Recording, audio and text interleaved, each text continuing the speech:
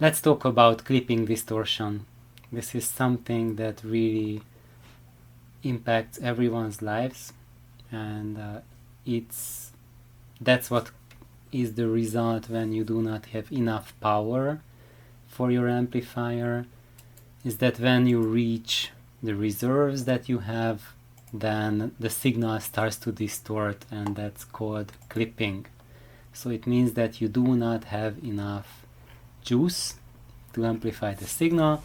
So let's have a quick look on what's the difference between how vacuum tubes clip and how solid state gear clip.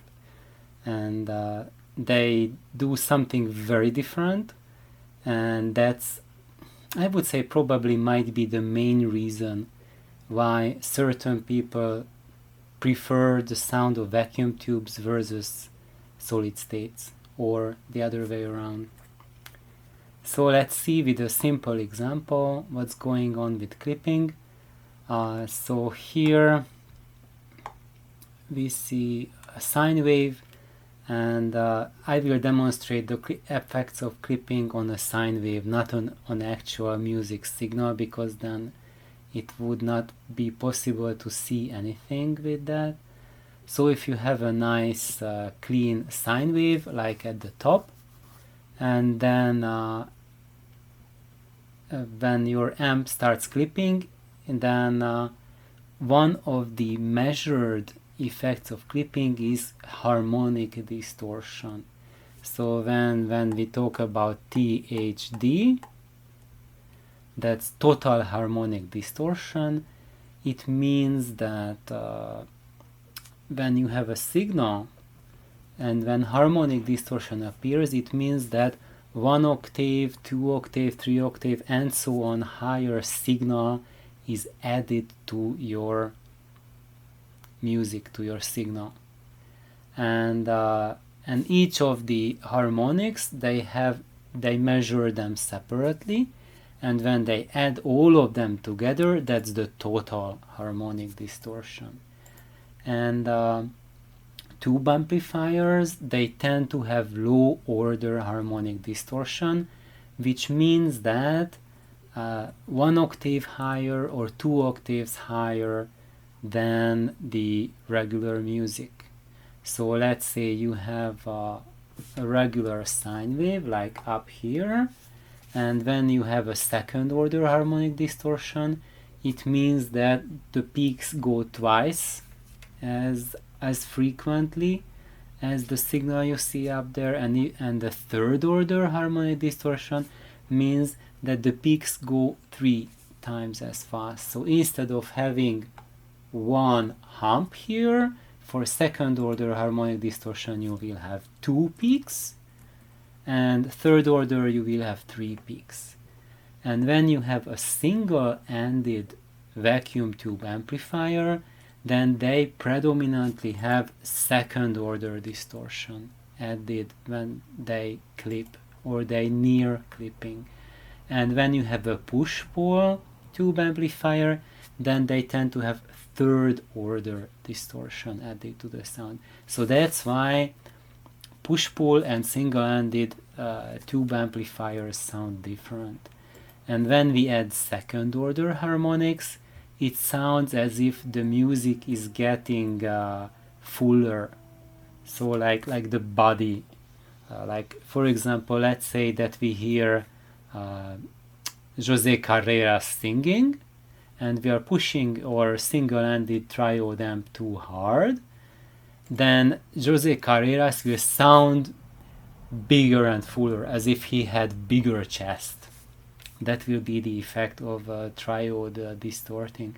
And that's why people prefer triode sound, single-ended triode sound, because that will, when you push it too hard, it will create that effect as if the amp had more power than it actually has. It will start to sound more powerful when it's stressed. However, solid-state electronics behave the opposite way. When you stress them, they will start to sound as if they had less power than they actually have. And that's because they are adding very high order harmonic distortion.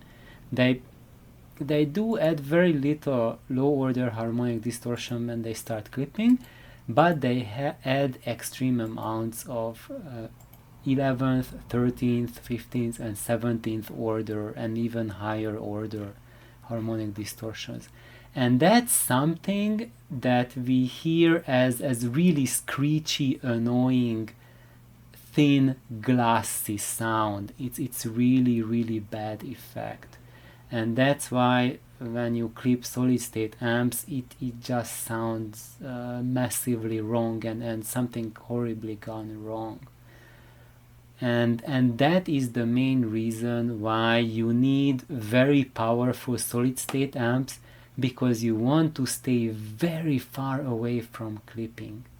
Because even if you go close to clipping situation, you already start to have these higher order harmonics added to your sound. And how does that look like? That looks like these guys here.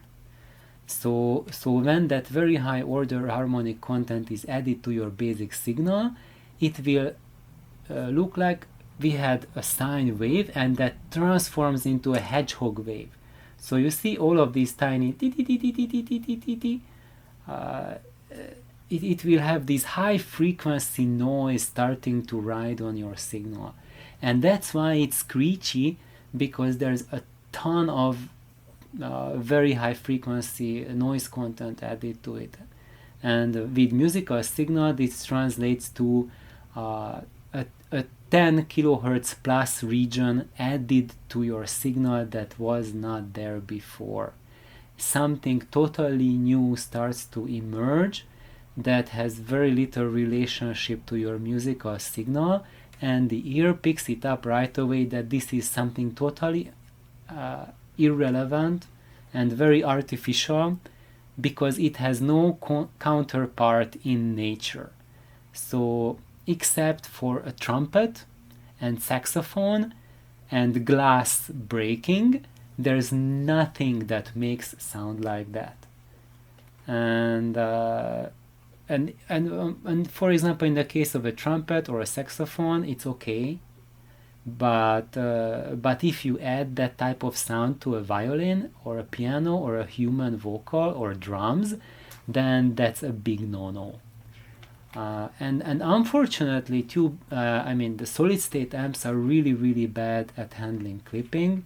And so basically what happens is that as you near clipping, then the transistors they start defibrillating like a human heart that is required to pump out too much blood and reaches max capacity, and it just starts going into spasms, and it starts sputtering out high frequency jets. So this is what happens in a case of a solid state device. Is they actually, what they do is they amplify current. So SAN devices are current amplifiers.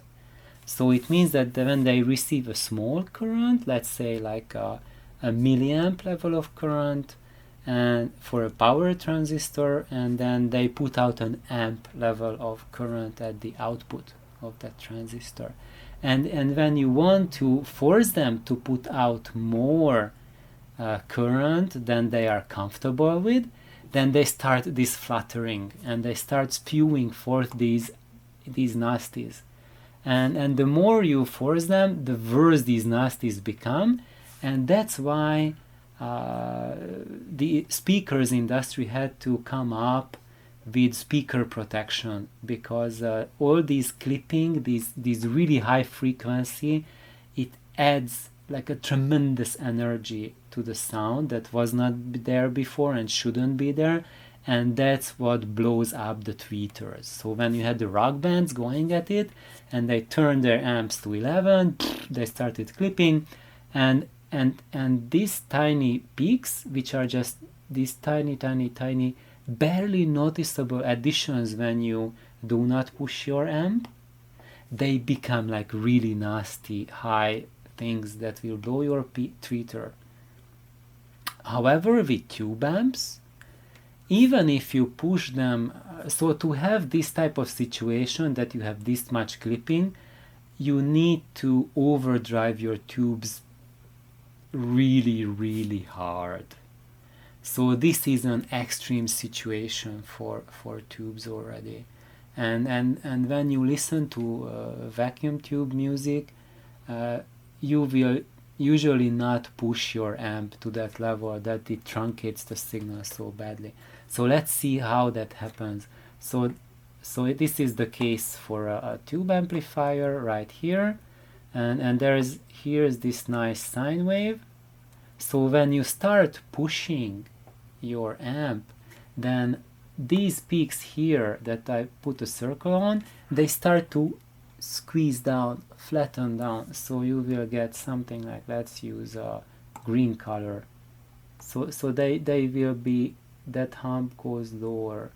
So this is what you will see on your oscilloscope, that your sound wave starts to hum down, and if you overdrive your amp massively, let's say you have a 10 watt single-ended triode, if you want to squeeze out like a 30 watts equivalent power, then you will have this type of fingery effect like it's shown here, but that requires a massive overdriving. But even in that case, it's a relatively gentle overdrive, and that's actually quite important, because for musical sound, the issue is that many instruments have extremely high energy transients, like millisecond pulses, especially for example for piano. If you have a 1 watt sustained output volume from a grand piano, it means that, so you measure like 5 seconds, and during that 5 seconds the average is 1 watt. But when you look at it, you will see that there will be millisecond peaks where the required power is actually 1 kilowatt, 1,000 times as much as the average signal. So if you listen to piano at loud volume, there is going to be extremely hard clipping, and that's why piano is, for example, it's so hard to reproduce. And when you have a triode, a single-ended triode amplifier, it will react to that instant peak by cutting it down to that. And that one, you will notice it, that it comes up to the sound as if the violin has gained body. That will be the alteration. So it's like a somewhat bigger size, maybe like a quarter size towards a viola. It's almost like the person had a more richer sounding violin than he's actually was recorded with. And when we look at a solid state device, when you have the same recording playing the same thing, then when you have that microsecond instant peak for a piano or a violin, then your amp will produce these insane really high frequency overtones and distortions. So and that will be very high level. So that's why with solid state amps, piano and violin, especially violins, they sound truly terrible. And that's the reason, because when there's a ping, like a high frequency note played on the violin, it's going to get the heck distorted out of it from its high energy transients. And to avoid that, that's why you need those 1,000 watt or 6,000 watt amplifiers. Like That's the reason why Dan D'Agostino is making like a kilowatt plus amps, so that they can handle a violin played or a piano played, handle those tiny transients. So it's to prevent the amp from going into clipping. And if you have just like a 10 watt or 100 watt solid state amplifier, it's going to clip hard on your piano and on your violin, no matter what you do. And you might not even see it easily, even if you look at it with a scope, because these transients are so fast. So you just have like a millisecond, a few milliseconds transient, and that goes into transition, and it's a little bit tricky to look into those signals. But anyway, let's take our next step. So the question is, which type of distortion is better? And there's two answers for that. One of them is that that type of distortion is better that you cannot hear. And here solid state devices have an advantage for those people who have impaired hearing. And most adult males, about 95% of males above age of 35, have severely impaired high frequency hearing, and that's genetic. It's normal. And that means that when your solid state amp clips on the violin or on the high notes of the piano, then you are not hearing it, because your ears cut out at 12 kilohertz or 14 kilohertz, and most of that super high frequency, extremely harsh clipping that's coming up, you do not hear that. You don't hear what's going on, because your hearing acuity at that range is already gone. However, because you are receiving tremendous energy at that high frequency, it's going to trigger some of your neurons in your hearing system, in your auditory system, that will trick your brain that, ooh, I'm hearing more high frequency extension. But your brain is not able to analyze it. So you won't hear what's really going on. You will just hear that there is higher extension, higher frequency content compared to a tube amp, because the tube amp doesn't add that extra screechiness to the sound. And because you have a hearing impairment, when you listen to a tube amp that doesn't add extra screech to it, your ears will think that I'm hearing a dull sound. It's like tube amps do not have top end. But when you switch over to a person, and make them listen to the same amp who has a good hearing, then that good hearing person will identify this high frequency clipping from the solid state amp, and will tell that is unacceptable. It's an intolerable distortion. You cannot even bear to listen it. It's not like I like it, I don't like it. No, it's like, as the Japanese say, dame. However, when you make them sit down to a tube amplifier, then the tube amplifier will convey the high frequency content accurately. So a person with good hearing will be able to correlate that with natural sounds, and will say this sounds natural. And when the amp starts clipping, they will notice that the sound is getting fatter.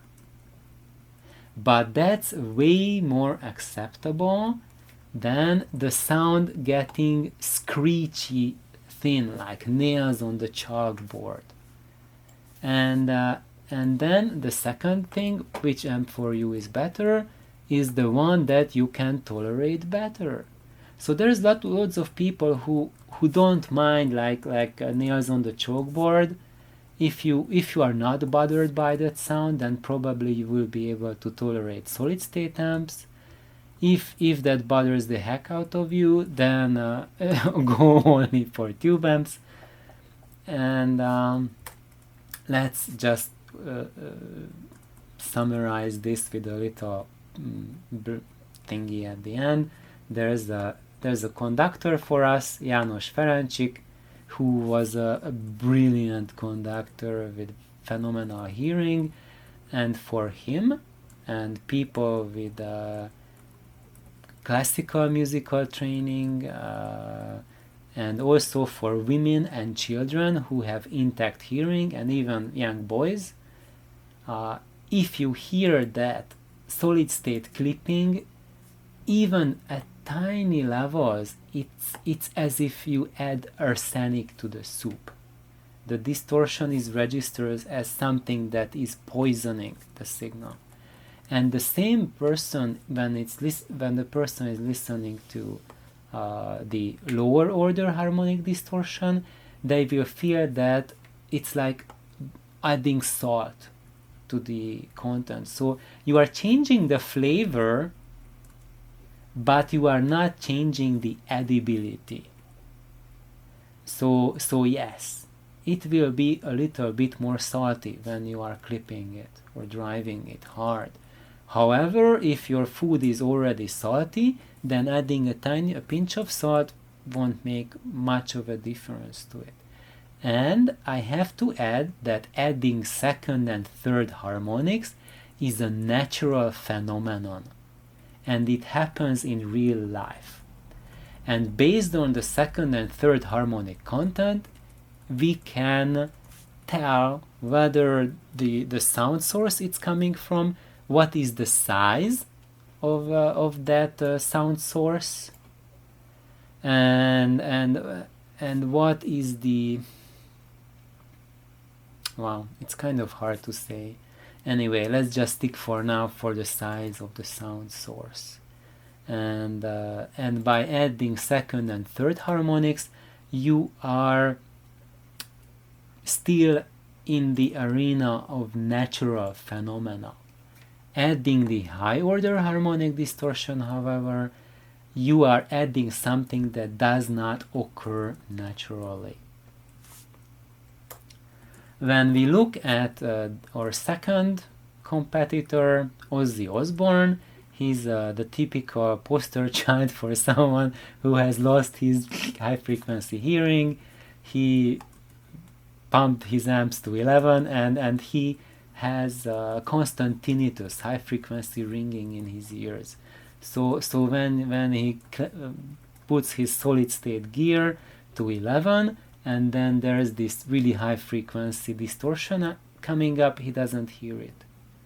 So for Ozzy and people in his shoes, just get a solid state amp. It's a cheap solution, and you will be not bothered by it. And actually, as an added bonus, because there will be this really high energy, bad high frequency sound added to it, your ears will be able to hear some of it. And you will think that, oh, I'm hearing the top end again. I haven't heard that in 15 years, and now I can hear again. So it will fake the illusion for you that your ears are getting better. They are not. And if you expose your family members to that sound, their ears will be buzzed as well. And for them, a tube amplifier is not the most best choice, because it does not add that high frequency screech. So they will think, well, it just sounds as dull as a live piano or a live guitar or another person singing. It just sounds dull. I have to listen to the studio recordings to get a kick out of it. Real life doesn't cut it. And so that's about it.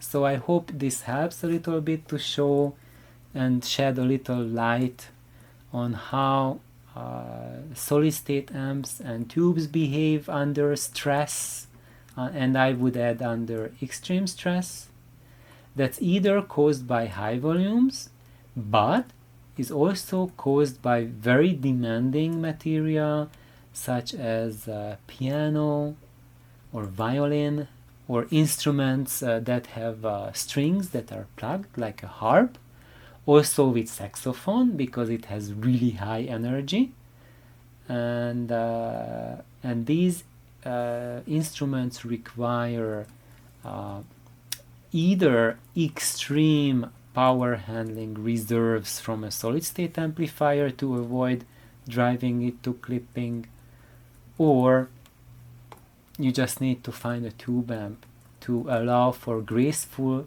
clipping if you have good hearing. If you have compromised high frequency hearing, then the world is your oyster.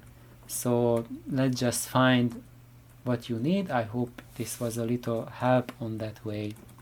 Please subscribe and like. Thank you. Bye bye.